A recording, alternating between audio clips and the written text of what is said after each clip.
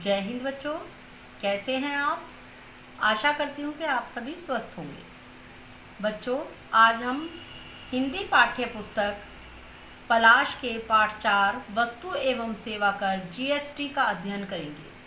तो सबसे पहले बच्चों आपको बता दूं कि प्रत्येक व्यक्ति जो भी बिजनेस करता है या व्यापार करता है वो कोई ना कोई कर अवश्य चुकाता है। ये जो कर होते हैं, इन करों के माध्यम से हमारे देश के ये कर हमारे देश के विकास में सहायक होते हैं। तो वस्तु एवं सेवा कर भी एक ऐसा अप्रत्यक्ष कर है जिसे भारत सरकार ने सन 2010 में लागू किया है। और माँ और बेटे के एक वार्तालाप के द्वारा हम इस कर के विषय में कुछ जानकारी एकत्रित करेंगे या इस कर के महत्वपूर्ण पहलुओं के बारे में पढ़ेंगे। तो आइए शुरू करते हैं। वस्तु एवं सेवा कर जीएसटी। इस पाठ की लेखिका का नाम है अनामिका शर्मा। तो आइए हम शुरू करते हैं।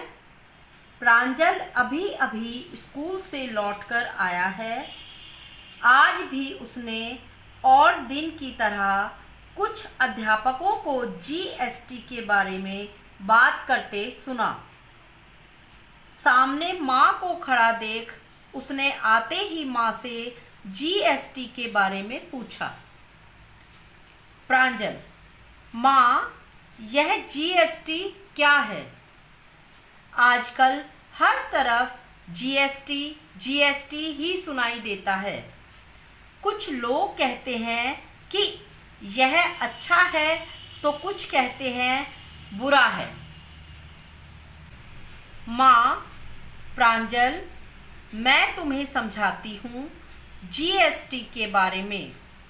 वह भी गिलास उठाकर पानी पीने जैसी सरल भाषा में।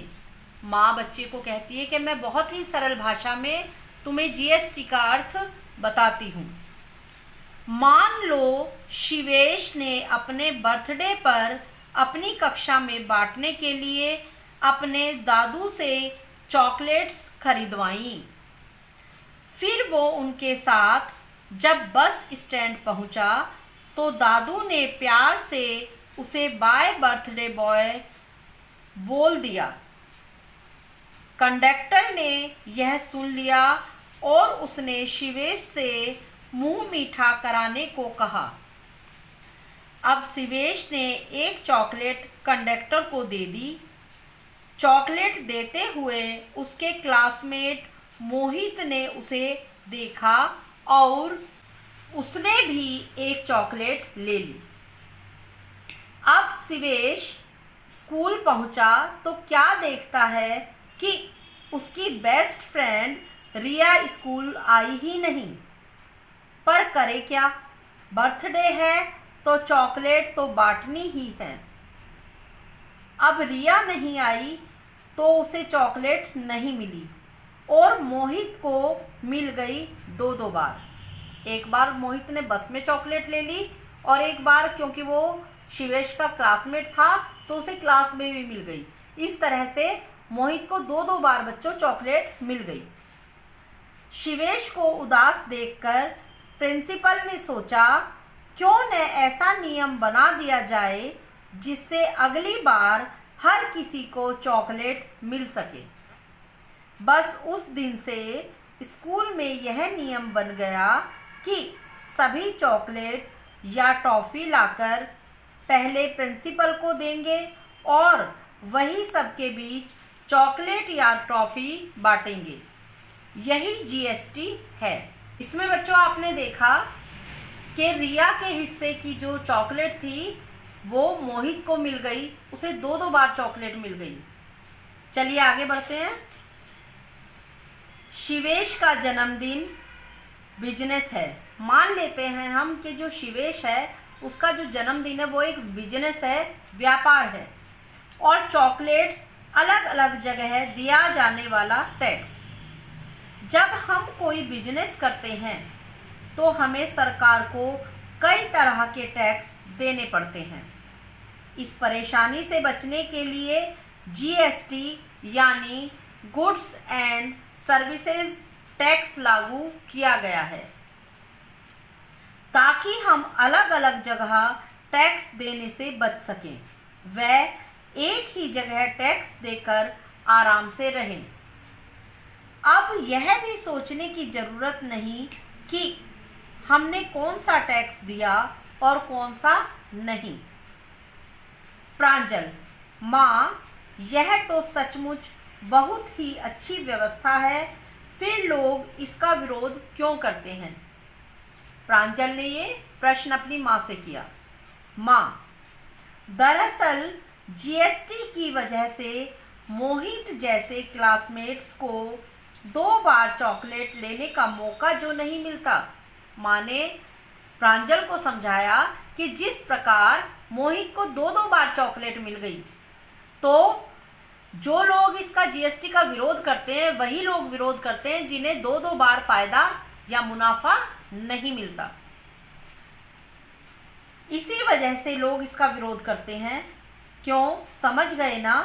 यही है जीएसटी, है ना गट से पानी पीने जैसा सिंपल।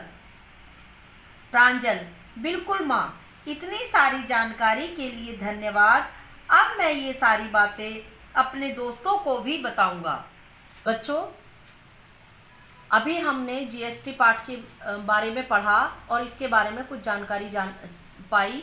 अब मैं आपको एक उदाहरण के द्वारा इसकी और थोड़ी सी जानकारी देना चाहूँगी। मान लीजिए हमारा जो प्रोडक्ट है, हमारी कोई वस्तु जहाँ बनती है, उसको हम कहते हैं उत्पादनकर्ता या प्रोड्यूसर।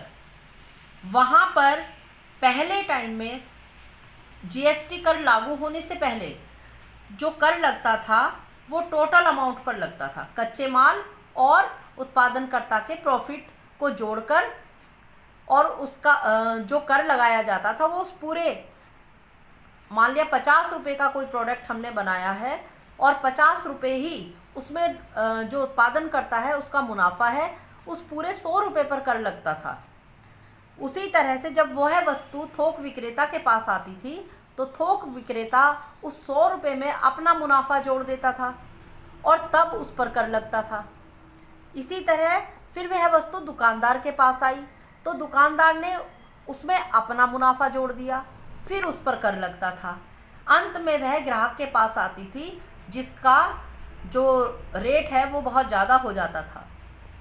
इस तरह से वो कर हम पर एक बोझ बन जाता था। लेकिन आज के समय में क्या है, जब वह उत्पादनकर्ता के पास वस्तु बनती है तो उसके कच्चे माल को छोड़कर उसका जो मुनाफा होता है, मुनाफे के ऊपर कर लगता है। उस मुनाफे पर कर लगता है तो वो थोक विक्रेता के पास आती है। जब थोक विक्रेता उसमें अपना मुनाफा जोड़ता है तब उस पर कर लगता है। इसी तरह से दुकानदार भी अब दुकानदार के मुनाफे के ऊपर कर लगता है और लास्ट में वो जब ग्राहक के पास आती है तो उस पर ज़्यादा कर नहीं लग पाता, जिससे सभी संतुष्ट होते हैं, व्यापारी भी, बिजनेसमैन भी और ग्राहक भी। ये कर ज़्यादा नहीं लगता क्योंकि मुनाफे के ऊपर लगा है तो पूरी कॉस्ट के ऊपर नहीं लगा है।